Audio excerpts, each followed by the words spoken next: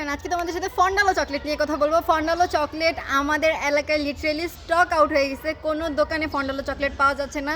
ফন্ডালো chocolate অনেক খুশি, but আমি দেখতে পেলাম যে তোমরা আমার ফন্ডালো চকলেটের ভিডিওগুলো অনেক লাইক করছো।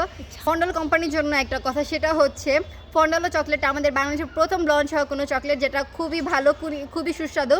সো ফন্ডালো কোম্পানি ওনার কাছে একটা রিকোয়েস্ট, যে শুধু নর্মাল মানুষ বলতে যে কোনো শ্রেণীর মানুষরা এই চকলেটটা কিনে খাওয়ার জন্য অর্থিত, অ্যান্ড এই চকলেটের টেস্টটাও খুবই ভালো।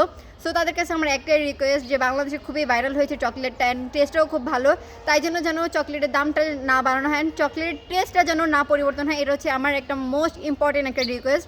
তো ফন্ডালো চকলেটটি আমার এটাই বলার ছিল। অ্যান্ড যাদের এলাকায় ফন্ডালো চকলেটটা পাওয়া যায়, প্লিজ গাইস সবাই আমাকে কমেন্টে জানাও যে কোথায় কোথায় ফন্ডালো চকলেট পাওয়া যায়। অ্যান্ড আমি ফন্ডালো চকলেট খাইতে চাই গাইস, আই লাভ ফন্ডালো চকলেট। আমি ডেয়ারি মিল্ক সিল্ক ছাড়া কখনো কোনো চকলেট খাইতাম না, বাট ফন্ডালো চকলেটটা আমার এত পছন্দ হয়েছে, এত ভালো লাগছে, সো ফন্ডালোর ফ্যান হয়ে গেছি আমি। প্লিজ যারা যারা আমাকে চিনো বা জানো, প্লিজ আইসা আমাকে ফন্ডালো চকলেট গিফট করে দাও গাইস। আই লাভ ফন্ডালো চকলেট, এত মজা কেন গাইস, প্লিজ।